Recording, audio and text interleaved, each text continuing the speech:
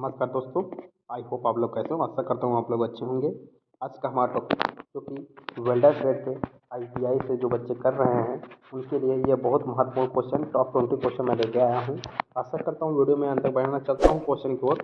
पहला क्वेश्चन है, फ्यूम तथा विषैली गैसों को बाहर निकालने के लिए निम्न में से किसका प्रयोग किया जाता है। तो ध्यान देना, जो कि फ्यूम एक्सट्रैक्टर का प्रयोग किया जाता है। ऑप्शन आपका बी राइट हो जाएगा, जो कि फ्यूम एक्सट्रैक्टर इस प्रकार का होता है और अंदर की गैस को बाहर निकालने का कार्य करता है। ठीक है, नेक्स्ट क्वेश्चन है, वेल्डिंग प्रक्रम में आग से बचाव का निम्न में से कौन संसाधन है। निम्न में से कौन संसाधन है। ऑप्शन ए में है पानी, बी में है रेत, सी में है मिट्टी, डी में है ये सभी। तो ध्यान देना, जो कि आग से बचाव के लिए वेल्डिंग प्रक्रम में रेत का प्रयोग किया जाता है। ठीक है, रेत का प्रयोग किया जाता है। तो ऑप्शन आपका बी राइट हो जाएगा। ठीक है, नेक्स्ट क्वेश्चन है, कृत्रिम श्वसन की सैफर विधि को 1 मिनट में लगभग कितने बार दोहराना चाहिए। बताइए, लगभग कितने बार दोहराना चाहिए।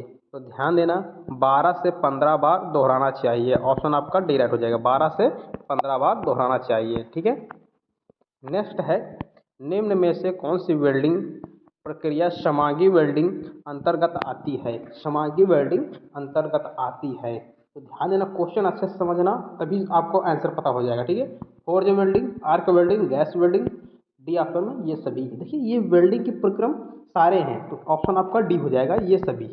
ठीक है, ये सभी। नेक्स्ट क्वेश्चन देखते हैं।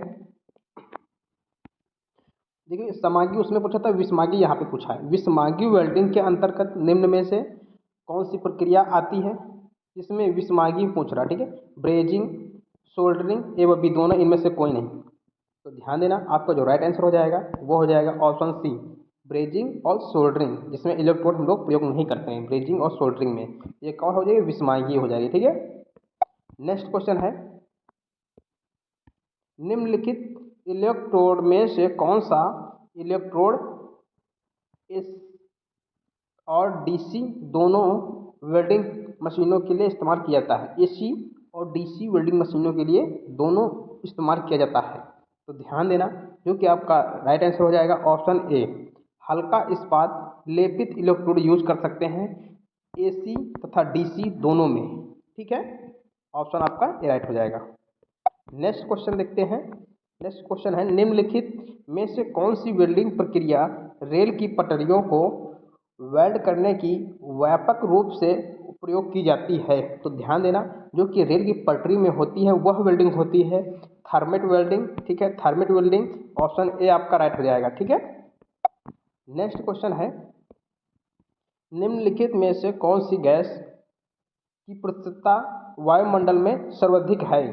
बताइए, कौन सी गैस प्रस्तुतता वायुमंडल में सर्वाधिक है। तो ध्यान देना, नाइट्रोजन, जो कि वायुमंडल में सबसे अधिक है। ऑप्शन आपका बी राइट है। नेक्स्ट क्वेश्चन है, अलोह मिश्र धातु में निम्नलिखित में से क्या नहीं पाया जाता है। अलोह धातु जैसे शीशा, टीन, जस्ता, लकड़ी, प्लास्टिक, ये सब क्या है, अलोह धातु है। ठीक है, उसमें क्या नहीं पाया जाता, लोहा नहीं पाया जाता। ठीक है, ऑप्शन आपका डी राइट है, राइट। ठीक है, नेक्स्ट क्वेश्चन है, निम्नलिखित में से किस रासायनिक प्रक्रिया में ऊष्मा का निर्माण होता है। ऊष्मा का निर्माण होता है।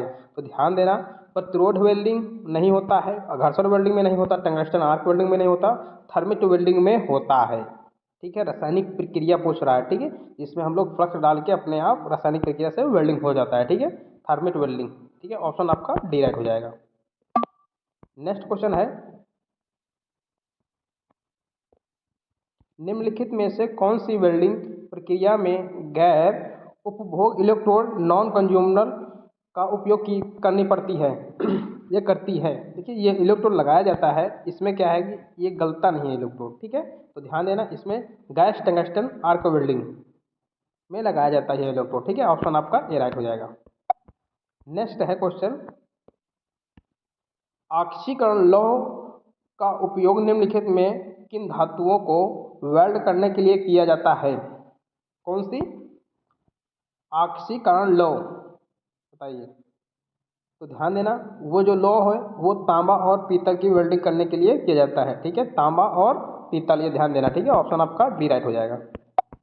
नेक्स्ट है, स्पॉट वेल्डिंग के लिए किस प्रकार का जॉइंट का प्रयोग किया जाता है। स्पॉट वेल्डिंग, एक प्रकार से ये हमारा स्पॉट वेल्डिंग है। ठीक है, दो इलेक्ट्रोड होते हैं, इसमें एक पॉजिटिव होता है एक नेगेटिव। इसमें हम लोग प्रेशर देते हैं, धारा प्रवाहित होती है। जैसे ये रासायनिक प्रक्रिया से इसमें दो जॉइंट रखेंगे, तर ऊपर दोनों जॉइंट रखेंगे, तब वहाँ से हमारा जॉइंट प्राप्त होता है। ठीक है, लैप जॉइंट उसको बोलते हैं। ठीक है, जो जॉइंट बनकर तैयार होगा वो लैप जॉइंट होगा। ठीक है, इसमें इस मशीन में जो कि स्पॉट वेल्डिंग में है, ये मुख्यतः लैप ही जॉइंट को ही वेल्डिंग करती है। ठीक है, इसमें टी जॉइंट नहीं हो पाएगा और ना बट जॉइंट हो पाएगा। ठीक है, इसमें लैप जॉइंट हो जाएगा। ऑप्शन आपका सी राइट। नेक्स्ट क्वेश्चन है आपका, प्रतिरोध वेल्डिंग में उत्पन्न ऊष्मा एच किस प्रकार का की जाती है, बताइए किस प्रकार का प्रतिशत के तहत ऊष्मा को प्रतिशत कैसे करते हैं हम लोग। तो ध्यान देना, आई स्क्वायर आर टी से प्रतिशत करते हैं। ऑप्शन आपका ए राइट है। ठीक है, नेक्स्ट क्वेश्चन है, फ्लैश बट वेल्डिंग क्या है। फ्लैश बट वेल्डिंग क्या है, यह क्वेश्चन बहुत बार पूछा गया है। फ्लैश बट वेल्डिंग क्या है, तो ध्यान देना, फ्लैश बट वेल्डिंग प्रतिरोध वेल्डिंग को कहा जाता है। प्रतिरोध वेल्डिंग को कहा जाता है। ऑप्शन आपका डी राइट हो जाएगा। ठीक है, नेक्स्ट है, सीम वेल्डिंग है। सीम वेल्डिंग कैसे जानोगे। सीम वेल्डिंग देखिए, दो रोलर लगाया गया इसमें और नीचे से बीच में मटेरियल देगा। इसमें क्या है, हमारा एसी पावर सोर्स लगा हुआ है। ठीक है, और दो व्हील लगा हुआ है, व्हील ही इसका इलेक्ट्रोड है। ठीक है, जिससे हम लोग करंट करते हैं। तो ध्यान देना, इसमें ऑप्शन जो हो जाएगा नियंत्रण स्पॉट वेल्डिंग प्रक्रिया। ठीक है, ऑप्शन आपका बी राइट हो जाएगा। नेक्स्ट है,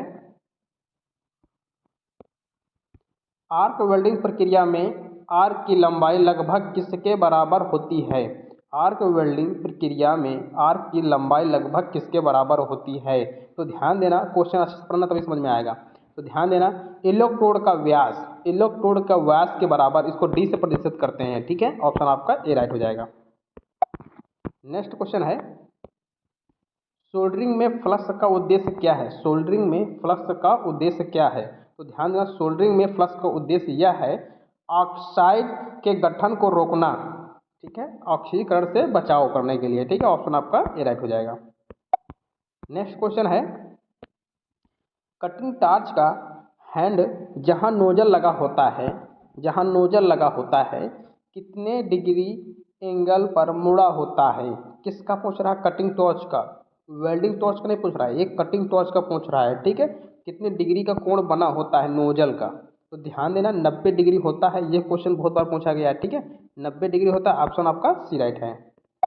लास्ट क्वेश्चन आपके सामने है, ऑक्सीएसिटिलीन गैस वेल्डिंग टॉर्च नोजल कितने डिग्री एंगल का मुड़ा होता है। कितनी डिग्री का मुड़ा होता है, 120 डिग्री का मुड़ा होता है। ठीक है, 120 डिग्री का मुड़ा होता है। ऑप्शन आपका बी राइट हो जाएगा। आई होप ये 20 क्वेश्चन समझ में आ गया होगा। तो लाइक करना, दोस्तों में शेयर करना। मिलते हैं नेक्स्ट वीडियो में। धन्यवाद।